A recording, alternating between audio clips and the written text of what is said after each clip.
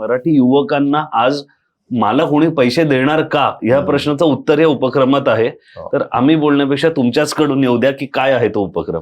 So आपण startup कट्टा त्याला नाव दिलेलं आहे, ज्याला आपण नॉर्मली इन्व्हेस्टर मीट म्हणतो. की स्टार्टअप्स जसे हल्ली बरेच शोज आलेले आहेत जिकडे उद्योजक येतात आणि आपलं पिच करतात आणि जे इन्व्हेस्टर असतात ते त्यांना काही प्रश्न विचारतात आणि त्यांना इक्विटी देतात किंवा त्यांच्या बिझनेसमध्ये इन्व्हेस्ट करतात. तर तसा प्रयोग आपण करतोय. आपल्याकडे 4-5 इन्व्हेस्टर येणार आहेत आणि हे लाईव्ह सगळ्या लोकांसमोर होणार. काही ठराविक उद्योजकांना आपण तिकडे प्रेझेंटेशन करायला देणार आणि त्या ज्या इन्व्हेस्टर्सना जर वाटलं तर ऑन द स्पॉट ते कमिटमेंट देणार की तुमच्या बिझनेसमध्ये आम्ही एवढे पैसे लावायला तयार आहोत. अरे वा.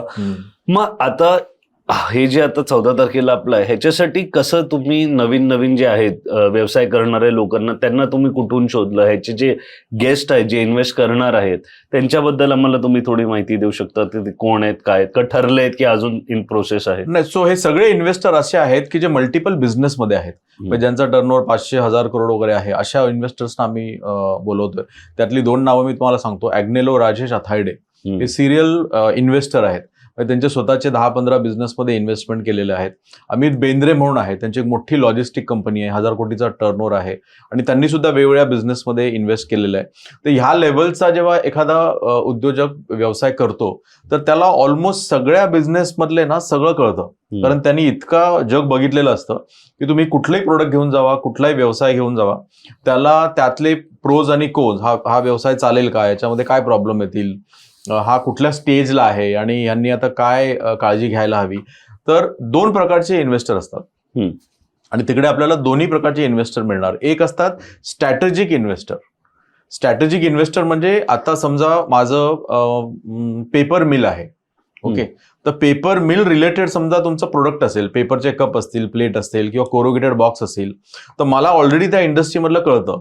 म्हणजे मी तुम्हाला चांगला ऍडवाइस पण देऊ शकतो आणि पैसे पण देऊ शकतो आणि रॉ मटेरियल पण देऊ शकतो. Okay, that is called strategic investor. बरोबर. आणि दुसरा असतो तो प्युअर इन्व्हेस्टर. म्हणजे जसं आपण फायनान्शियल इन्व्हेस्टमेंट करतो कुठेतरी, तर तो आहे वेगळ्या बिझनेसमध्ये, पण त्याला तुमचा बिझनेस आवडला, तुमचा स्वभाव आवडला, तुमची मेहनत आवडली, तुमचं स्ट्रॅटेजी सगळी आवडली, तर तो फक्त पैसे टाकतो आणि बाहेर येतो. तो तुमच्यावर विश्वास टाकतो. पण तो डे टू डे बेसिसच्या छोटे डिसिजन्स, मोठे डिसिजन्स मध्ये पडत नाही, त्याच्यामध्ये अजिबात येत नाही. तो सरळ म्हणतो की मी क्वार्टर टू क्वार्टर येणार, म्हणजे 3-3 महिन्यांनी मी येणार आणि मला फक्त सांगा काय प्रगती चालली आहे. ओके, तर त्याच्यामध्ये तो एक 3 वर्षाचं तुम्हाला टार्गेट देतो की मला आज मी तुम्हाला समजा एवढे पैसे देतोय, तर 3 वर्षांनी तुम्ही त्याचे किती पैसे करणार आणि मला एक्झिट देणार. एक्झिट म्हणजे मी एवढे पैसे घेऊन बाहेर पडलो. पण समजा कोणी 10 लाख तुमच्या बिझनेसमध्ये इन्व्हेस्ट केले, तर तो म्हणतो 3 वर्षांनी मला एक तू 20-25 लाख रुपये परत दे, 30 लाख परत दे आणि आय एम हॅपी. बरोबर. तर बाकी काही इंटरव्हेन्शन नसतं त्याचं. So that is financial investor. असे 2 प्रकारचे इन्व्हेस्टर असतात. आणि पार्टिसिपंट्स आहेत किती पार्टिसिपंट्स? कारण आपण ऑफ द कॅमेरा बोलत होतो, खूप छान तुम्हाला याचा रिस्पॉन्स मिळाला आणि खूप पार्टिसिपंट्स आले. त्याबद्दल काही की ते त्या दिवशीच. सो आता हा सॅटर्डे क्लबचा उपक्रम असल्यामुळे सॅटर्डे क्लबचे ऑलरेडी भारतभर आणि आता 5 राज्यांमध्ये आणि परदेशात पण मेंबर आहेत. तर त्यांच्या थ्रू बरेच मेंबर आमचे ऑलरेडी अशा बिझनेसमध्ये इन्व्हॉल्ड आहेत, असे बिझनेस करतात की ज्यांना इन्व्हेस्टमेंटची गरज आहे. आणि जसं मी एज्युकेशन हेड आहे, तर आम्ही बऱ्याचदा असे ट्रेनिंग्स घेतो ज्याच्यामध्ये आम्ही लोकांना सांगतो की बिझनेस जर वाढवायचा असेल तर फक्त आपला प्रॉफिटमधून नाही वाढणार.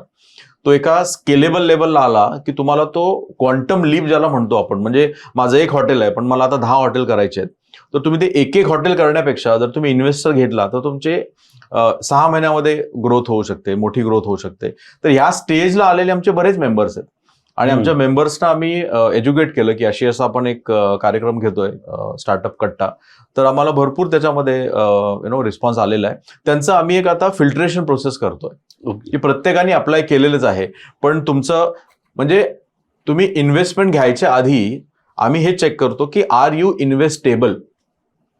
तुमच्यात इन्व्हेस्ट करण्यासारखं तुमच्याकडे बिझनेस मॉडेल आहे का, म्हणजे तुमचा business proof of the concept झालेला आहे का, म्हणजे तुमच्याकडे कस्टमर आहेत का, तुम्हाला प्रॉफिट झालेला आहे का, तुमचं प्रोडक्ट रेडी आहे का, तुमचं प्रोडक्ट आणि मार्केट फिट झालेलं आहे का, तुमच्या प्रोडक्टला मार्केटमध्ये डिमांड आहे का, हे सगळं बघितल्यानंतर आणि मार्केट साईज किती आहे, म्हणजे मार्केट साईज पण असणं गरजेचं आहे. तुम्ही उद्या कदाचित एक असं प्रोडक्ट आणाल ज्याला मार्केटच नाहीये किंवा ते मार्केट खूप सॅच्युरेट झालेलं आहे. म्हणजे आता मोठमोठ्या कंपन्यांची आपण नावं घेतली तर बाटा सारखं एक प्रोडक्ट आहे, त्याचं मार्केट सॅच्युरेट झालेलं आहे.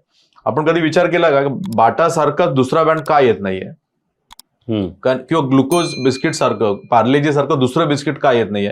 कारण ते मार्केट सॅच्युरेट झालेलं आहे. म्हणजे 50-60% त्या ब्रँडनी ते मार्केट घेतलेलं आहे.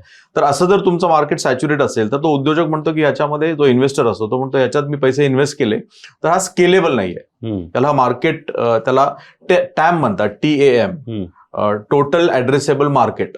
तुमचं मार्केट किती आहे, त्याच्यामध्ये किती संधी आहे, आणि मग हा जर बिझनेस आपण प्रमोट केला तर तो किती पटकन जाऊ शकतो, असे बरेच अनालिसिस आम्ही त्यांचे करतो. आणि मग सिलेक्टेड 10 किंवा 15 उद्योजकांना आम्ही त्या दिवशी तिकडे त्या इन्व्हेस्टर्स समोर आम्ही बसवणार आहोत.